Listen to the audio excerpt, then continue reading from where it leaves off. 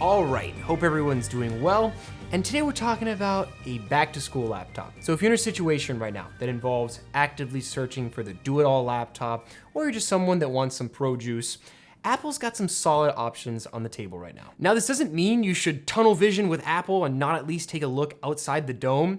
I really try to stay fair with my opinions on this stuff. I mean, there's no doubt I cover a lot of Apple devices, but seriously, trying to find the best fit for someone looking for that do-it-all laptop without overspending is the single most important goal.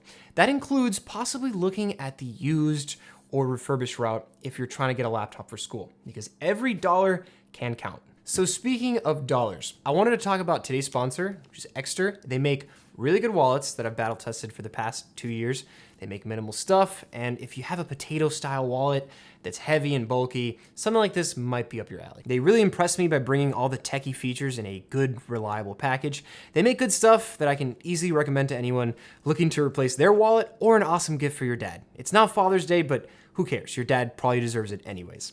You can use the offer code SPECTRE to save up to 20% off any of the carbon fiber, leather, or aluminum variants that even have AirTag support now. Thanks for your time. Let's talk about the Macs now. The good thing about Macs is they do retain their resale value quite well, and you can usually find the M1 Air for like under 600 bucks if you do some of your homework. Okay, now I think the new M2 right now isn't at that same level of blanket recommendation like the M1 was. Actually, let's do a little quick chat about that. If we rewind a couple years ago, Apple and value were not necessarily a thing you would consider viable. Like when I was in high school, I wouldn't even consider getting a Mac because number one, repairability wasn't that great. Number two, it was expensive. And number three, there was Windows options that served way better for me at the time. That being said, rewind back to 2020 when the M1 came out and all of a sudden everyone and their dog was recommending these laptops as the blanket go-to machine. And if we just talk about the current lineup right now, I think we probably saw one of the largest migrations of Windows users begin to pick up MacBooks. And these laptops ended up being so good that it actually made the process of buying a laptop either really simple for some people or really difficult for other people, because those easy recommendations that Windows laptops normally got were not as easy anymore because they were no longer really competing against themselves anymore, but now with Apple, which were normally kind of floating to the side in their own bubble, but now head on with insane performance, industry-leading battery life, in a package that sold you on value now. All right, where does this lead us now? So before we even dive into the current lineup, there's some things that people don't even consider before looking into a Mac. So let's say you're a professional or a student that needs to use a specific set of programs with their workflow. I actually had this exact situation happen to me last year with the M1, and it sucked really bad. So let's use an example. Let's say you're an engineering student, a cybersecurity student, a computer science student, and you need a specific set of programs to work with to get your schoolwork done. A lot of those programs are not always supported on Mac OS. So then you end up getting screwed, and then sometimes double screwed because you're even more limited now. You can't jump through the same hoops from before like you could with dual booting Windows on boot camp. Just make sure the programs you need will work on Mac, or use it as an excuse to tell your mom or dad you need that 3090 for Word or PowerPoint. Even though if you get a gaming laptop, sometimes they can be a little bit distracting and heavy, gamery, or you might want something a bit more productivity focused.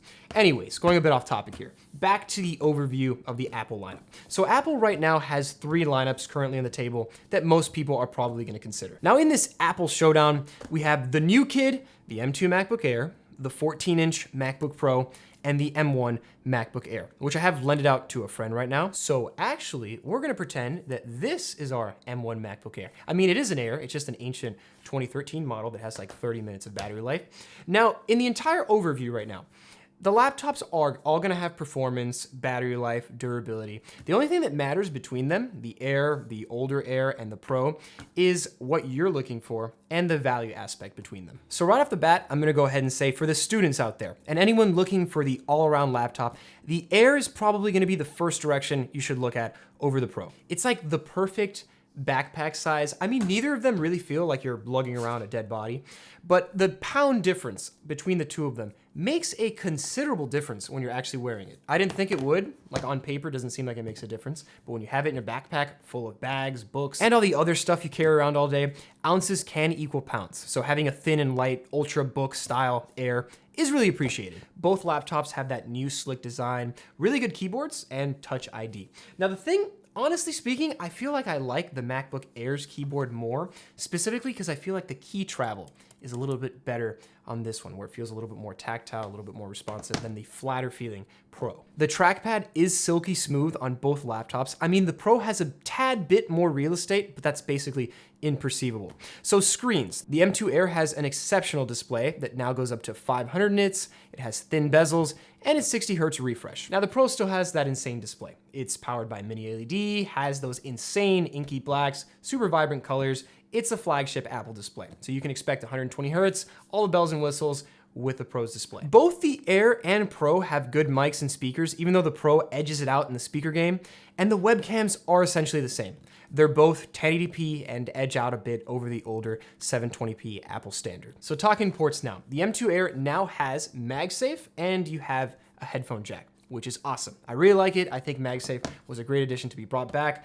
I'm looking forward to the next thing Apple kills off and brings back in the future. Maybe the Touch Bar for all of the like 15 people out there that still use it. Now there's 2 Thunderbolt 3 ports that still only support one display out, whereas the Pro has 3 Thunderbolt 4 ports, an SD card slot, headphone jack, and a full-size HDMI port. Moral of the story, if you compare the Air to the Pro is gonna beat it out in a lot of categories. Now, the laptop I would 100% recommend over the Pro to most people, and like 90% of students, is gonna be the Air. The Air is going to pretty much do anything you need it to do. And the lack of fans keep this thing absolutely dead silent. Another consideration you have to make if you're concerned about the heat in the sky. There has been thermal issues. Unless you're gonna hit this with like a sustained, insane thermal workload constantly, I doubt you're gonna run into thermal issues. Now, on the other hand, if you're someone that really wants that beefier performance, I'd skip upgrading this MacBook Air past the 16 gig RAM and 512 gig spec config, and then just jump straight to the Pro. Unless you're the type of person that just doesn't care about the Pro's features and just wants a rigged out Air for some reason, I think going the 14-inch route is gonna be the better financial and value decision. So here's the thing, just because the M2 Air is gonna be the better fit over the Pro for most people, doesn't mean it's an amazing value for your money. I love this laptop. I find myself picking it up and using it even over the Pro for basic fundamentals, which it does really well. The only issue is that if you don't buy the base model, this is essentially a $1,400 to $1,600 laptop. Now, when you're trying to minimize costs for school, it's expensive. Plus the whole SSD situation, you really have to factor in if those upgrades like MagSafe, the slightly brighter screen, and the new design are gonna be worth picking up over the M1 Air for you. Okay, final thoughts. I love this thing. It's a good device. It's just the price pushes it a bit too high, or if I was personally trying to get the best value for my money, that M1 Air is still gonna be my pickup. It still performs neck and neck in performance metrics, and the price for what you get is really good. Now, if your price isn't that much of a concern to you and you want that brand new lightweight design, the M2 is pretty sweet. Hope this helped. Thanks for watching. If you have any comments, comment down below.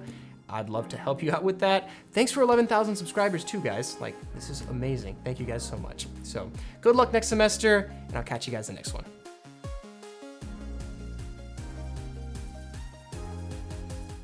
Don't sleep on that 2013 MacBook Air. I mean, look at this thing.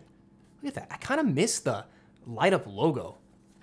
Pretty awesome. Pretty good stuff. It even has MagSafe. Like, the M1 MacBook Air doesn't even have MagSafe.